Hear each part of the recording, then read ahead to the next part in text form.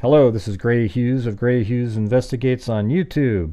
Please hit that like button, share, and subscribe. As I've been saying for quite a few days now, that if he did go in the water, he could be miles and miles downstream, and apparently they are searching near a dam, which is, I don't know, 20 miles or so downstream, and we'll take a look at that. But first, we have a video of the I guess it's the Cajun Navy in the water. They're kind of underneath where there's a couple of bridges. I don't know who's filming this, but you can see how steep the banks are. Now, so we take a look at this video here, and we're underneath the bridge.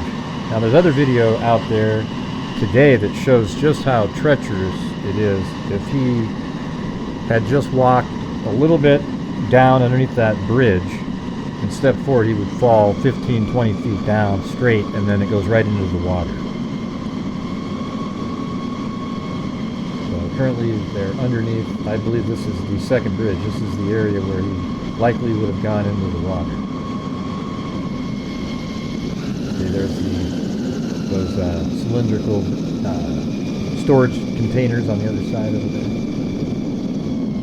that we've discussed on other episodes. Matter of fact, I can show you that right here. Here is that bridge, and those are those cylindrical containers. I'm not sure what's in those, more like chemicals probably. And so that boat is right now, just drove inside of this pylon. Or support beam for the bridge. I'm not sure what you call those.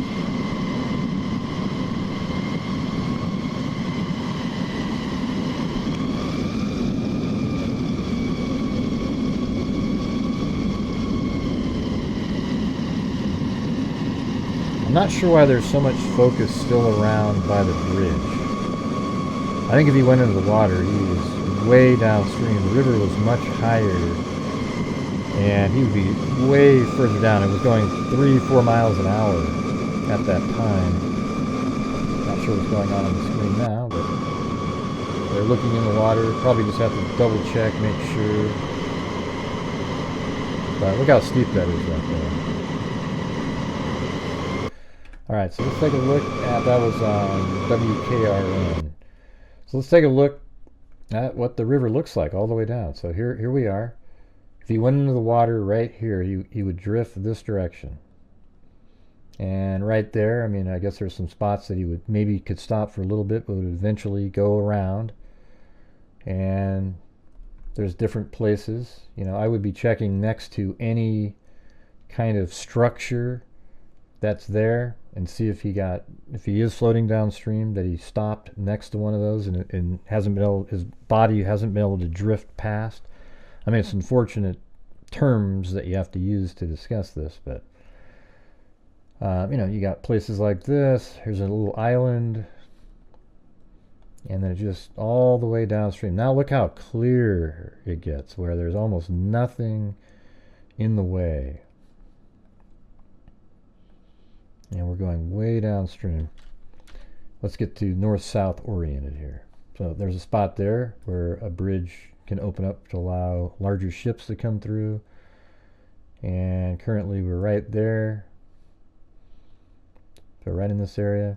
So, when you have these areas where it makes a hard turn like this, the switchbacks in the river,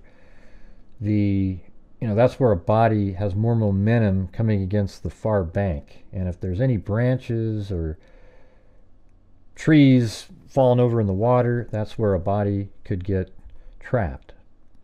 And we did a case a while ago, about 1.5 2 years ago, where this girl pulled her car over, jumped off a bridge, and went into the water. And I think it was something like within a week, or even sooner, she was 80 miles downstream. And this is the Cumberland River.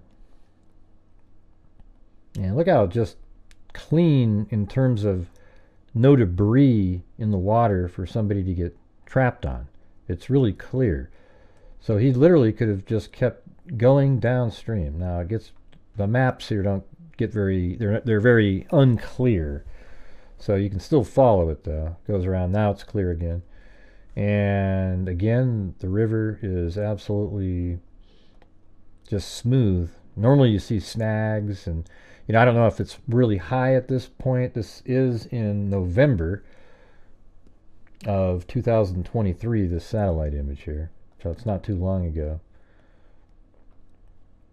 And here's an island, so maybe somewhere in here people would put a boat in and check around, because any one of these places, if those are in the water, these trees, then he could be stuck next to one of those. Although the current, when it comes by, might keep you away from the island. You can actually see how the island goes underwater right there. And we just continue down.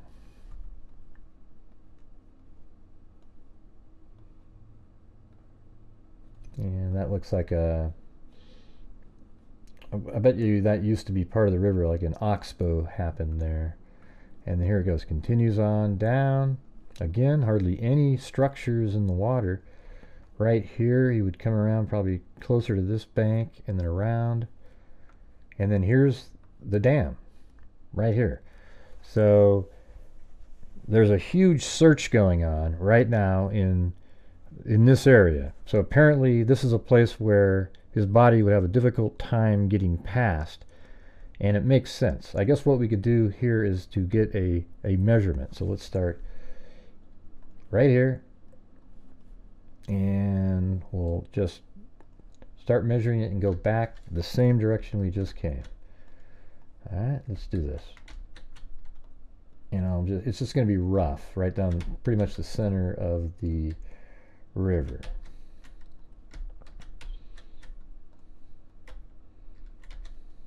And it must be just absolutely horrendous for the parents when you're at a stage where, they're searching near a dam. And, I think it's been obvious for a long time that he went into the water.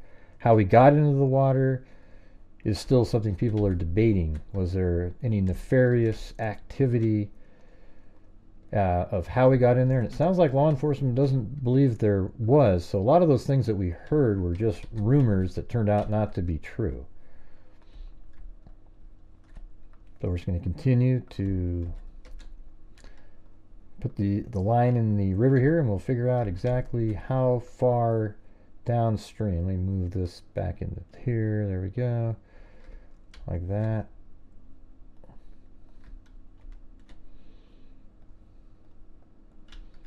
You watch the surveillance footage. He falls over going through a parking lot, and then he walks just a little bit further. You saw he's seen again on another camera.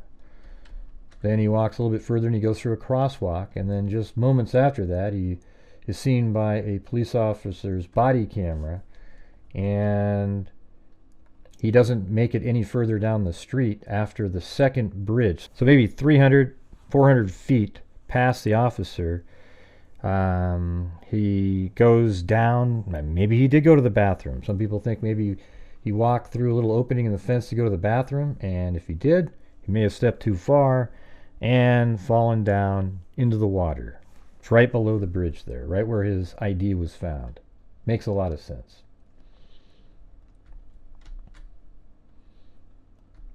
Now, still you have things like the surveillance footage just west of the bridge, where it looks like somebody's running away almost the exact time that he went missing. So that's something that's still, mildly interesting. All right, we're getting close now. Here we go. And right here. Okay. We'll just call that distance to dam. And we'll hit properties and go to the measurement is actually 41 miles. that distance that I just gave you downstream. That's crazy. It didn't seem like that just moving around, but 41 miles of river. So 41 miles, if you were going 4 miles an hour, would take 10 hours.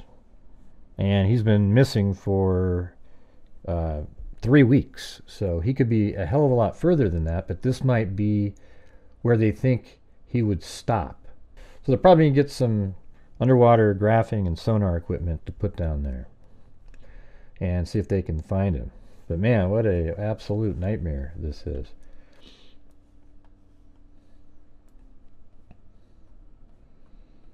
So for those who are just getting caught up on it, he was right here at Luke Bryan's bar, walk this direction,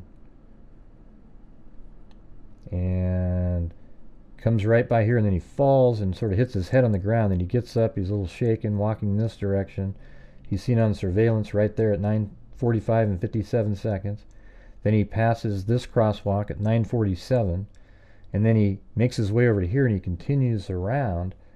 And right in this area, there's an officer standing next to a truck right here, and Riley's standing about right here as he's walking this direction. And it's just a very short distance to the first bridge. And then apparently when he made it to this bridge, he may have went through the fence area and then fell into the river and made it into the water. And then apparently he traveled, they believe he may have traveled all the way down to that dam. They're searching, and I would go from there back up. If you really believe he can't make it past the dam, then from there get boats going all the way up and going next to the shorelines. It's sad to discuss this too, but gases start forming in bodies after a while, and they float to the surface, even to the point where they're able to bring up, in other cases, people have been chained to cement blocks, and the gases are enough to pull that all the way to the surface. Okay, so man, we'll have to discuss some of this later this evening if you want to check out the show. I appreciate you all showing up and watching this video, and I hope they find his body. I mean, it'd be great if he's still alive somewhere, but I hope they find his body, because the parents need that to be able to move to a different chapter in the story. Never knowing means they'll be stuck in limbo for the rest of their lives, and we don't want that. Thank you all very much for watching. Hit that like button, put some comments in the comments section, let me know what you think, and as I always say, until next time, be safe out there.